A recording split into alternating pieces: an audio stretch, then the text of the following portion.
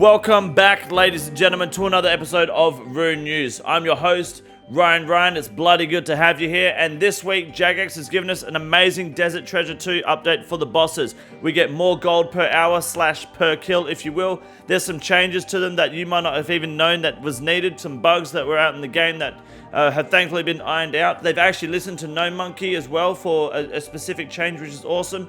And in my opinion, one of the funniest changes I've ever seen in an update has happened this week. All that juicy content and more is yet to come in this video. But before we get into it, I have a question for you to answer down below in the comment section if you don't mind about the Osmonton's Fang. It's a very powerful weapon. It rolls accuracy twice when attacking. It's really powerful for stabbing and slashing. Should Jagex nerf it so that it no longer double rolls on slash? Totally fine on stab. Leave it as it is. Stab, the weapon doesn't change. But with slash, should they break that gap that it's bridged between the Blade of Salador and the scythe that the Sorry Axe can now provide? By removing the double accuracy slash roll, it will nerf the weapon, but I believe personally it will just give the other weapons in slash, Salador Blade, Sorry Axe and scythe a bit more purpose in their rolls. That's my opinion. I think they should, but let me know what you think down below. Is it silly? Should Jagex look into it? Like and subscribe while you're down there if you enjoy the content. My name is Ryan. Don't Google that name, whatever you do. And you're watching RuneNews.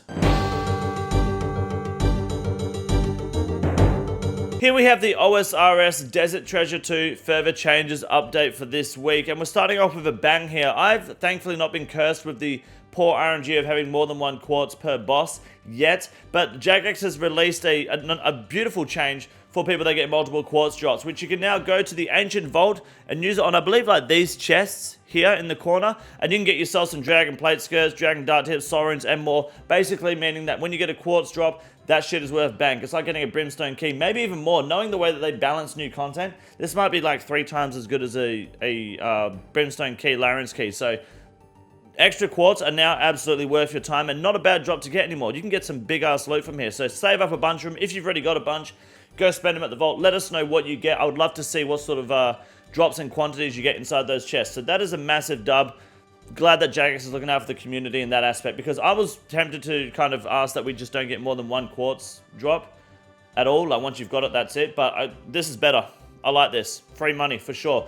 Can't complain about that. Now we have Vardavis. So this is where they actually listen to No Monkey, as I said earlier in the video. No Monkey made a video yesterday. It was most of it was incorrect and narrow-minded, but he did make a point about Vardavis, where the projectiles, you can't see like the difference between mage and range very easily in Vardavis, especially when you're like dealing with a quick boss. This is more to do with the Awakened Vardavis kill, but they've actually changed it now here. So the prayer projectile is now colored green to indicate that it's a range attack in Vardavis. So when it goes to smite you, it's green. In Awakened, it'll be green for mage and blue for, sorry, green for range, blue for mage still. So perfect.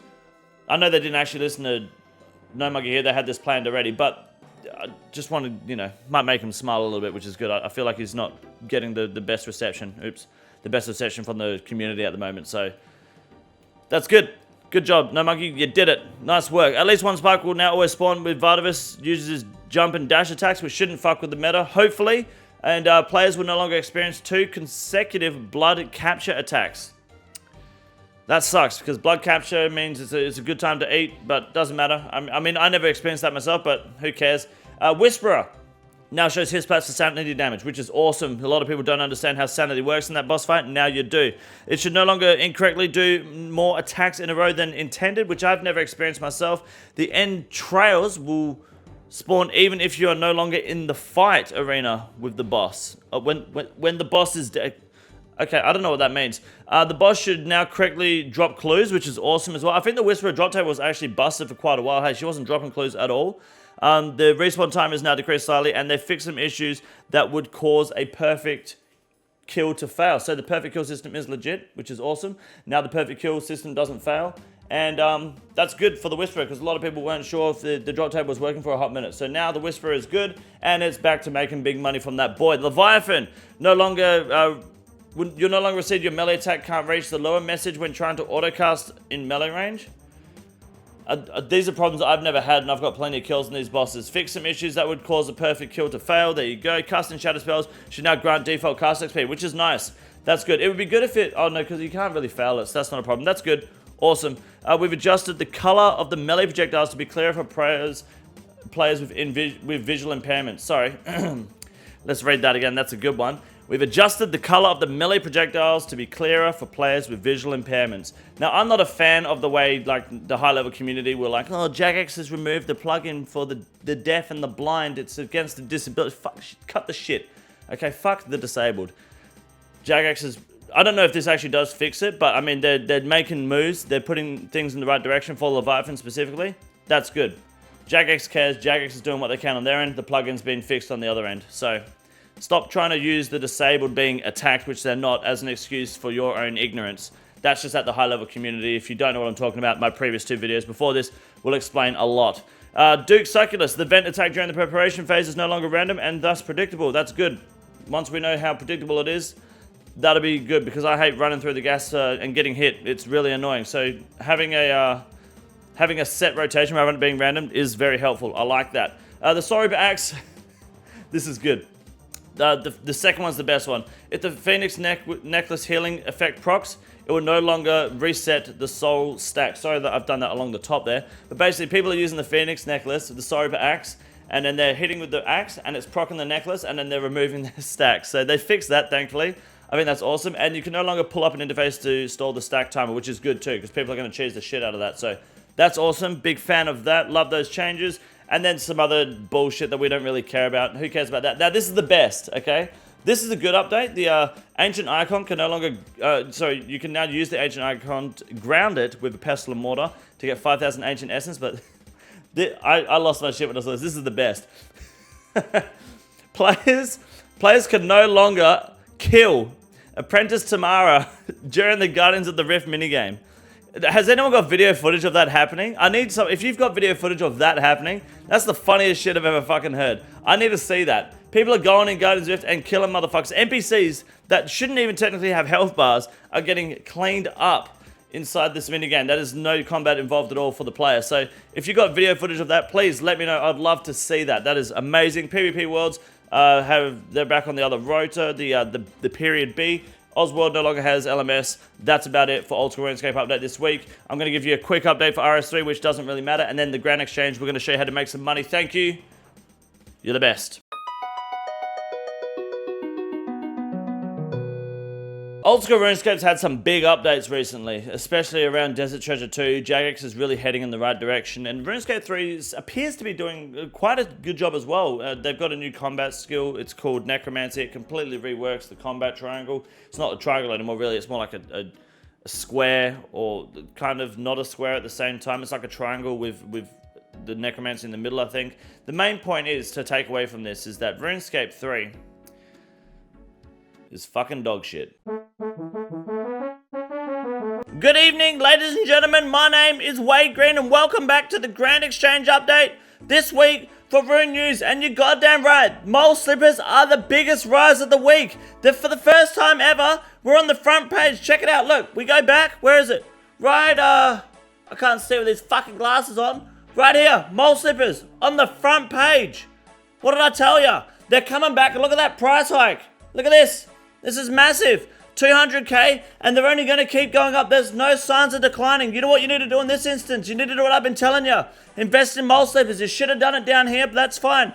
Because this is next week up here is going to be down here, because we're going to be fucking rising. So right now you can get your mole slippers for under 200k a pair. Buy them today as much as you can. Tell your friends about it once you bought yours. They buy their mole slippers. Yours go up in value, mine go up in value. We start at the top and we work our way down in a sort of triangle system here, okay? We want to be as close to the top as possible. So invest today in mole slippers and become a rich cunt tomorrow. Don't forget, mole slippers are best in slot. Buy them today. Look, the evidence is there. We're on the front page. Right there, somewhere around here, we're on the front page. You can see it. Sorry it's a bit zoomed out, but look, don't believe me? Look at this shit. Hey, look at that. Front page. We're up for 27% in a week.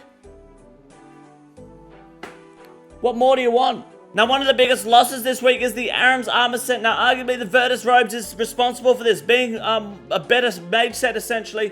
Now, Virtus is still going to come down in price at the same time, but Aram's is easily going to drop as well. PKs aren't using Aram's anymore. Virtus is too powerful. A lot of players are opting for Virtus when they can buy it because it's just a better option for mage.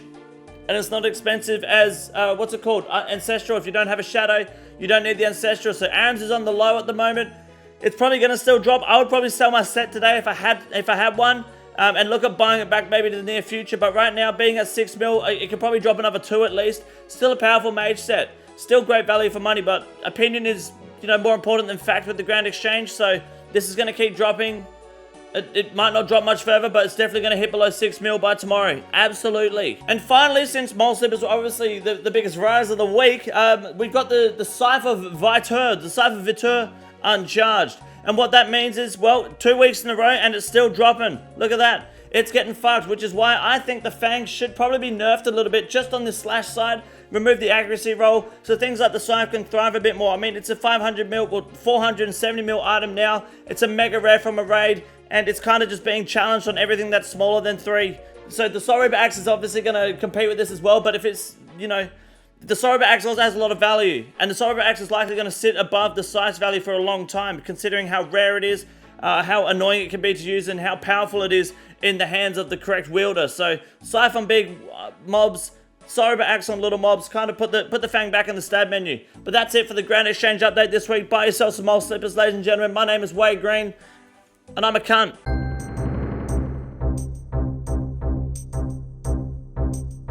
This might be a little hard to see, but our first Ironman moment this week is not for an Ironman, but from Tummy Hurts herself, the man, the woman, the myth, the used car salesman, Marianne. Tummy Hurts got she got a 3rd Leviathan KC. She felt the need to share it.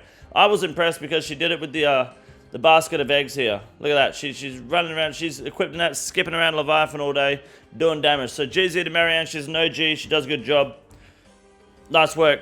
Good shit. Ping Ratos, who is also not an Ironman and is disgustingly using Elite Void, got Vorky on 255 KC. Don't know why he's not doing the Desert Treasure 2 bosses, but at least he's having fun. He's doing a good job. Nice work on the pet. That's a beautiful KC. I've always got the Vorky pet early. I hope to continue that trend with my next account. But nice work, mate. Good pet. Good KC.